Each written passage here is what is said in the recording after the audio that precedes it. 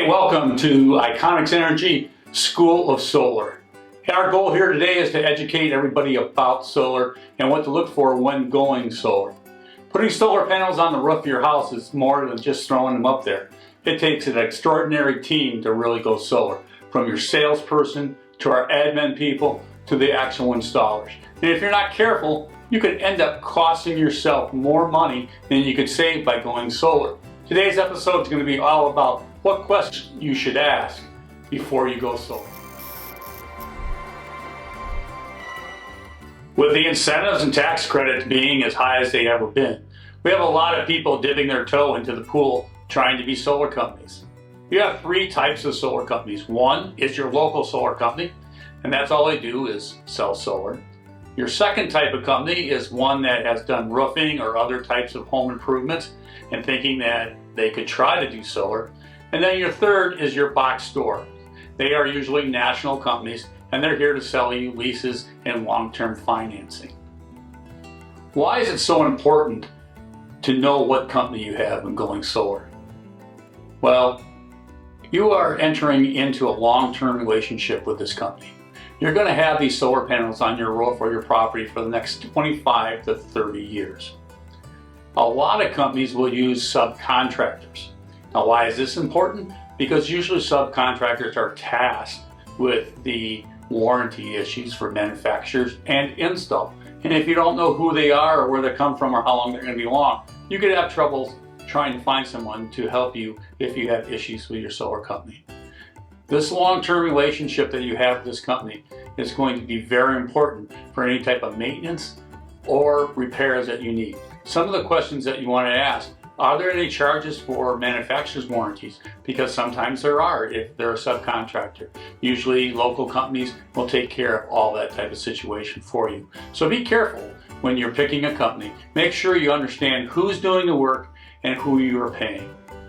The second question you really want to ask and get down to the nitty-gritty is, how much is my system going to cost? Why is this so important? Because cost can be hidden. A lot of times people are going to tell you, hey, I will put solar on your house for nothing out of your pocket. And what they're really doing is selling you a 20-year lease. Well, that lease comes with a lot of contingencies, such as how much do you have to pay every month once they install it on your house? How much are you going to save? How much is interest? The question you want to ask, and the question they should tell you, is what is the total cost of your system after 20 years of the lease. Now, the reason leasing looks so nice is because you don't have to pay anything out of your pocket. But usually the bill that you are getting is going to be equal or a little more than what you're actually paying in electric bill. And they'll try to tell you, yeah, you're hedging your bet against rising energy costs. Well, here's the truth about leasing.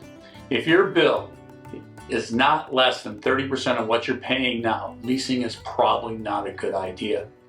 Now, when you buy a system, it is to your advantage, but then you usually have a huge upfront cost.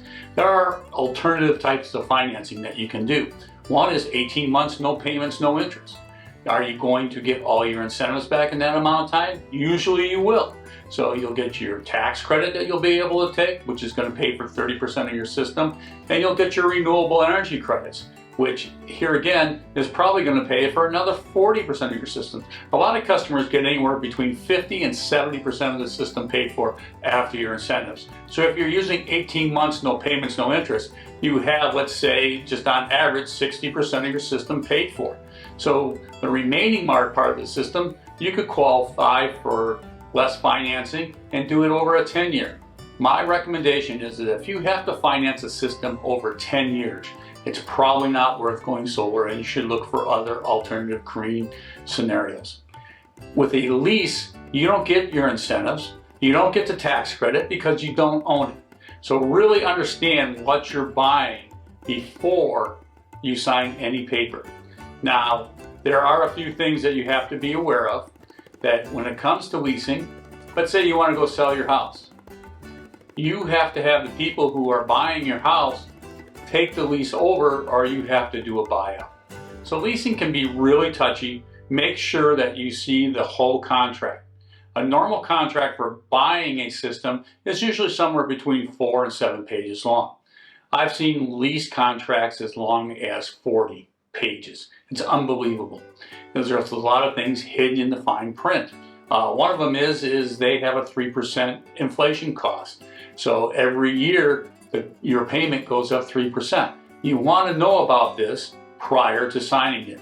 Now be careful because there's a couple deceptive practices out there that people are doing. One is they'll ask you to sign a piece of paper and they'll tell you, all we're doing is checking your credit to see if you qualify for a lease. Well, what you're actually doing is signing an intent to buy.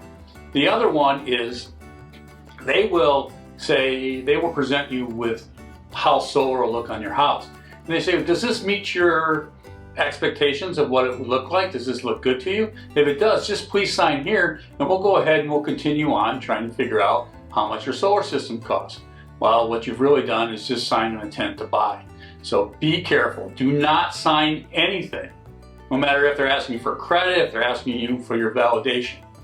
If you are going to sign something, remember, you have to sign what they call a form from the Illinois Power Agency, which is called a disclosure form. It doesn't matter if you're leasing, no matter what you're doing, if you're buying, you have to sign this form to be eligible for your credits, your renewable energy credits. If they don't, they're in violation. And trust me, the Illinois Power Agency takes this very seriously. This disclosure form tells you how much your system costs. They have to include all the interest. They have to include the production of the system. They have to include how many panels and what inverters they're using.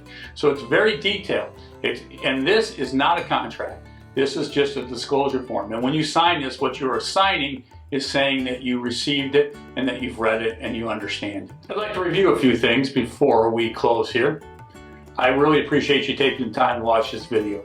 And I hope you've learned something.